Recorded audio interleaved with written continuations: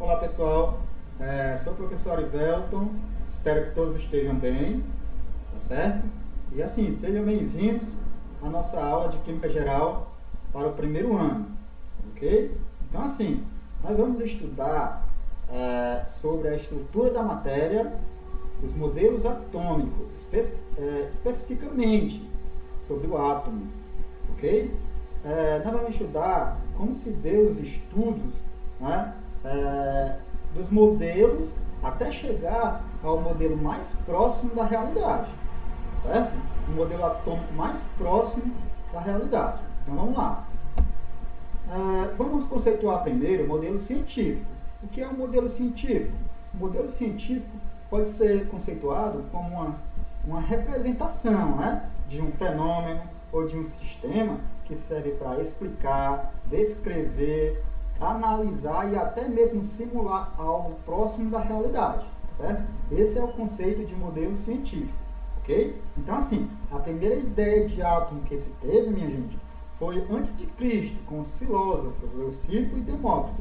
Eles diziam que se dividíssemos a matéria em partes cada vez menores, chegaríamos, né, a uma porção mínima e indivisível, chamada de átomo.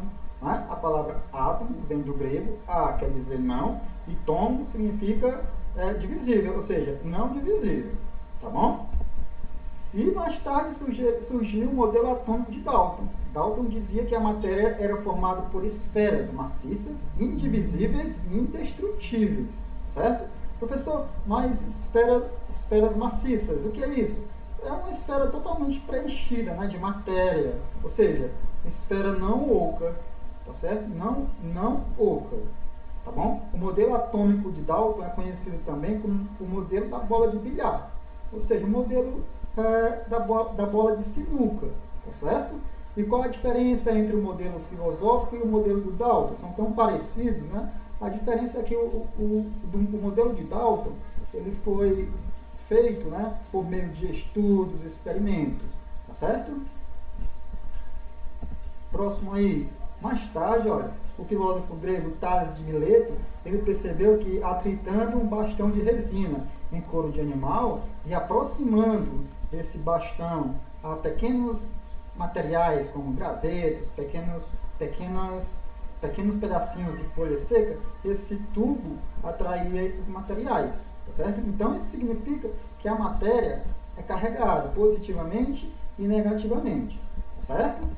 Aí mais tarde surgiu o modelo atômico de Thomson. Thomson realizando experimentos com feixes de raios catódicos em tubo de Geissler, né? Ele descobriu uma nova partícula, né, que são os elétrons negativos. Só que os elétrons são tão pequenos com relação às outras partículas do átomo, né, que os cientistas nem sabem dizer se os elétrons são uma partícula ou apenas uma onda, de tão pequeno que eles são, certo? Então o modelo do Thomson é conhecido como modelo do pudim com passas, né? Comparando para a nossa realidade, né? É como se fosse um panetone, né? A massa seria positiva e as frutinhas do panetone seriam como se fossem os elétrons negativos, tá certo? Então, depois surgiu o modelo atômico de Rutherford. O Rutherford ele fez um experimento bombardeando uma lâmina de ouro.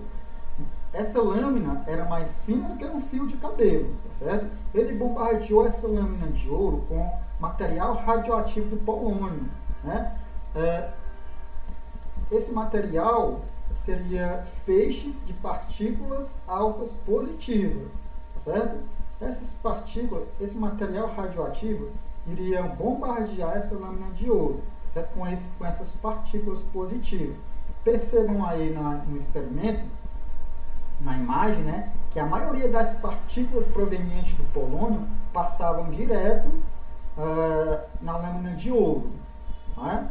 E algumas partículas, né, poucas partículas, eram desviadas. Isso quer dizer que os átomos que formam a lâmina de ouro, né, eram praticamente, né, formados por espaços vazios e que tinha alguma coisa no meio, né, desse átomo que desviavam essas partículas, as poucas partículas, né?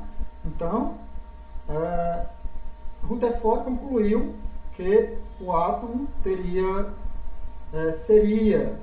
um núcleo, né, positivo e denso, né? E ao redor desse núcleo estariam os elétrons negativos girando ao redor do núcleo, tá certo? Na eletrosfera, ok? Então vamos ver aqui uma comparação para você entender de vez o experimento do Rutherford, tá certo? Do modelo atômico de Rutherford. Então, olha, imagine aí um atirador atirando em uma caixa de papelão e no centro dessa caixa tem uma pedra. Percebam aí na imagem que a maioria das balas, né, atirando aleatoriamente nessa caixa, né, a maioria das balas atravessa, né, a caixa sem atingir a pedra. Mas algumas outras balas, né, atingiam a pedra e voltavam. Né, Outras balas passavam de raspão na pedra e eram desviadas, tá certo? Então, esse sistema aí é comparado ao modelo atômico de Rutherford. Olha aí o Rutherford na imagem, né, imaginando como seria o átomo. Né? Olha aí na imagem, a maioria das partículas provenientes do material radioativo, do polônio, passavam direto no átomo, né? Porque o átomo é praticamente formado por espaços vazios, e no meio, né, tem um núcleo positivo, que algumas poucas partículas se chocavam com o núcleo e voltavam. Outras partículas passavam próximas do núcleo e eram desviadas. Tá certo? Então, essa comparação é para você entender de vez, né, sobre o experimento de Rutherford, do bombardeamento, né, da lâmina de ouro. Tá bom? Próximo aí, o átomo teria... Pronto, esse é o modelo atômico de Rutherford. Né? O átomo teria um núcleo positivo e os elétrons negativos girando ao redor do núcleo. Tá certo? Nesse desenho aí, nessa imagem, nós temos os elétrons em azuis, né? Quase do mesmo tamanho do núcleo, em laranja, né? Só que não é bem assim, né? Os elétrons são muito pequenos com relação ao núcleo. Eles são tão pequenos que os cientistas nem sabem dizer o que eles são, se é uma partícula ou apenas uma onda, certo? De tão pequenos que eles são. Então, o modelo atômico de Rutherford é conhecido como o modelo planetário. E depois surgiu o modelo atômico de Bohr. O modelo atômico de Bohr também é conhecido como modelo atômico de Rutherford-Bohr, porque é uma continuação do modelo de Rutherford, tá certo? É muito parecido. Só que aí nesse modelo, né, foi descoberto que os elétrons ocupam determinados níveis de energia. Ou seja, ao redor do núcleo nós teríamos essas linhas aí, né, essas camadas eletrônicas, esses níveis de energia. E cada camada dessa, cada nível de energia desse, ocupa um determinado número de elétrons, uma certa quantidade de energia, chamada de quanto de energia, pacotes de energia. Tá certo? E quanto mais distante for essa camada do núcleo, mais energética ela é. Tá certo? Então, esse é o modelo atômico de Bohr. Continuando. Então, nós vamos aqui agora estudar o fenômeno da luz na química, né? Que tem tudo a ver com o modelo atômico de Bohr.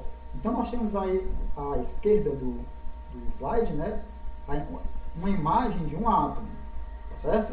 O átomo recebendo uma energia, absorvendo energia, essa onda em vermelho, certo? Quando o átomo recebe essa energia, o que acontece com os elétrons? Os elétrons ficam excitados, eles saltam para uma camada mais externa, mais energética, certo? Então, quando essa energia cessa, se acaba, nós temos aí a imagem do átomo, né, do lado direito, certo? Aí, o elétron voltando para a sua camada de origem. Quando a energia cessa, o elétron volta para a sua camada de origem, né? Quando ele faz esse retorno, ele emite ondas, né, eletromagnéticas em forma de luz, tá certo? É assim que acontece com o fenômeno da luz na química, tá certo? Então vamos ver. Aqui, o uso e importância dos fenômenos eletrônicos em nosso cotidiano. Né? Por exemplo, as lâmpadas de sódio, aquelas lâmpadas do poste, né, que meio amarelado forte, né? Ali é uma cor característica do elemento sódio, certo? Nós temos os fogos de artifício, né? Aquelas cores dos fogos de artifício, cada cor daquela é característica de um elemento químico, né? Então, nós temos também os interruptores que brilham no escuro, alguns ponteiros de relógio também que brilham no escuro. Né? O que acontece aí? O que está acontecendo aí com essas luzes todas? Né? É que os átomos que os elétrons que formam os átomos desses materiais, né, estão voltando para as suas camadas de origem, tá certo? Emitindo essas luzes, ok? Então, nós temos agora aqui a distribuição eletrônica por camadas, né? Esse é um conteúdo que a gente vai aprofundar mais adiante, tá certo? Da distribuição eletrônica por camadas, tá bom? Então, assim, para que serve a distribuição eletrônica? Serve para você saber quantos elétrons vai ter em cada nível eletrônico, em cada camada eletrônica do átomo, ok? Sabendo disso, principalmente na última camada do átomo, você sabendo quantos elétrons tem aqui na última camada do átomo, dá para você saber muitas coisas sobre ele, né? Onde ele está localizado na tabela periódica, se ele é um metal, não metal, semimetal e muitas outras coisas mais, certo? Então nós temos aí essa imagem de um átomo, né? Nós temos um núcleo e nós temos todas as camadas, K, L, M, N, O, P e Q. E cada camada dessa comporta um número máximo de elétrons. A K comporta no máximo 2, a L 8, M 18, N 32, O 32, P 18 e Q 8, tá bom? Então esses são os números máximos de elétrons que cada camada comporta. Então assim, a forma como os elétrons estão distribuídos ao redor do núcleo, em camadas ou nível de energia, é denominada distribuição eletrônica, tá certo? Então é isso a nossa aula sobre estrutura da matéria, os modelos atômicos, né? Como foi a evolução dos modelos atômicos até chegar ao modelo do